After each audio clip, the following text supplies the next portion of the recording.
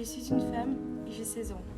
Je me suis fait harceler à cause de ma taille, ce qui m'a fait complexer sur celle-ci. J'ai également pratiqué les sports à l'excès pour être dans la norme. Je suis un homme de 16 ans, je me trouve un peu trop maigre. Je me sens mal à l'aise en public. J'ai l'impression de flotter dans mes vêtements, voir mes côtes à travers ma peau et mes jambes qui ressemblent à des brindilles. Je suis une fille de 16 ans, mais complexe, ma petite taille. On reçoit des remarques tous les jours. Cela ne serait pas un complexe si personne ne faisait de remarques.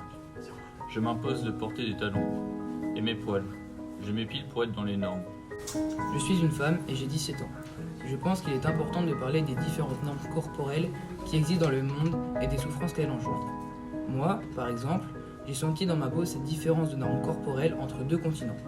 Je suis né au Brésil. Là-bas, je n'ai jamais ressenti de problème avec mon corps, car ma morphologie est dans la norme du Brésil.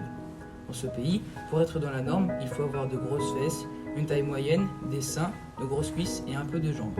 Des jambes un peu musclées. Oui, c'est un stéréotype, j'ai intériorisé cela.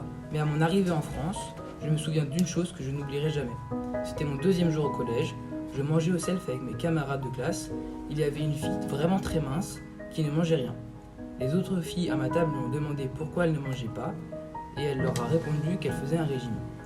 J'étais choqué car cet élève était déjà très mince. Et à partir de cela, j'ai commencé à remarquer les corps des filles en France et à comprendre que les normes corporelles n'étaient pas les mêmes ici que dans mon pays. Les filles considérées comme étant les plus belles en France étaient toutes très maigres, trop minces, selon moi. Mais à force de constater cela, tous les jours j'ai commencé à vouloir être comme elles. J'ai cherché sur internet comment perdre 8 kilos. Je précise que mon indice de masse corporelle était normal. J'ai commencé à faire beaucoup de sport dans ma chambre sans que ma mère le sache. Et j'ai diminué ma quantité de nourriture. Et je me privais même de manger du chocolat, du beurre, du fromage et du pain. Et oui, j'ai commencé à maigrir.